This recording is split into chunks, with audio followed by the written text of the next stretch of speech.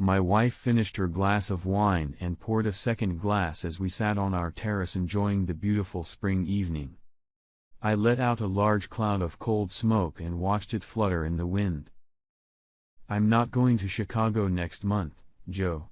I looked at her in surprise. For the last 10 years, she'd gone shopping in Chicago twice a year, one on Memorial Day and the other the weekend after Thanksgiving. She liked to spend my money on the Magnificent Mile or wherever else the fashionistas went shopping in those days. "Why is that?"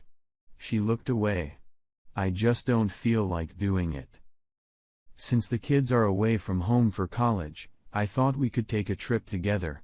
I shrugged. "That's sweet, Chelsea, but I'd already booked a golf trip to South Carolina." On the day she went shopping in Chicago, I always went somewhere to play golf. Truth be told, I knew her trips to Chicago weren't just for shopping. She had a lover who took her shopping twice a year under the pretense of going to Chicago. She was completely faithful to me for the rest of the year.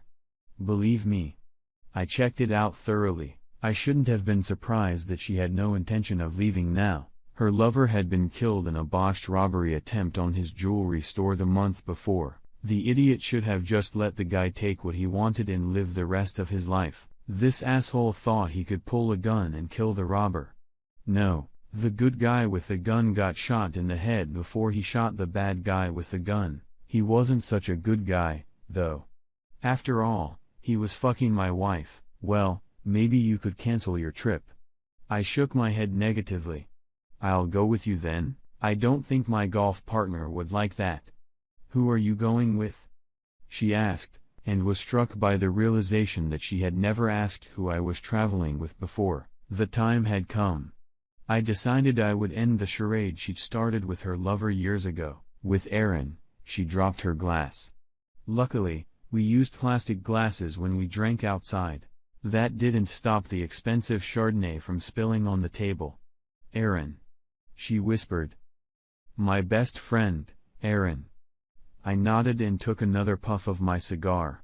A tear rolled down her cheek. "How long has she been traveling with you on your trips?" I sighed. "Since the very first time."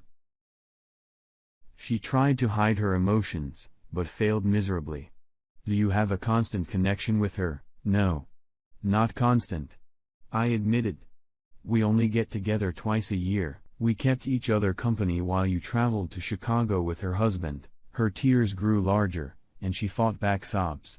Her hands shook as she tried to pour more wine. I took the bottle and poured it for her. "You knew from the beginning?" "Yes." I nodded and took a deep breath. I was ready to talk, but I thought she would try to cover up her cheating by continuing the trip this year. Refusing to go after the death of her lover was a big red flag. "But I'm not going anymore," she pleaded. As a matter of fact, Aaron and I had discussed stopping as well. In fact, everything changed at Alan's funeral. It was when you had a fit of sobs at his casket, when you slammed your fist on the coffin and screamed, "Why God? Why?" That's when we decided to keep our plans to travel together. I don't remember that. I shrugged. You probably don't remember much from that day at all. That's not surprising, considering the bottle of wine you finished before we left the house, the 4 martinis you had at lunch and how many more you had at home afterward, so you passed out pretty early. I didn't mean to disrespect you. I laughed. Really? Forget the funeral. You slept with your best friend's husband for 10 years, but you didn't mean to disrespect me. You're delusional. How did you know? I noticed she didn't apologize or ask for my forgiveness.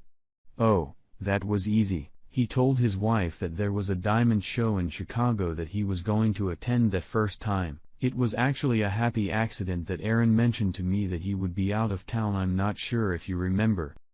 But we invited them over for a barbecue. You ordered more drinks, and he went to the bathroom. Aaron was just making small talk with me. My wife shook her head incredulously. Yes, and as soon as she said he was going to Chicago, I told her about your shopping trip to Chicago. She was surprised you didn't invite her to join you.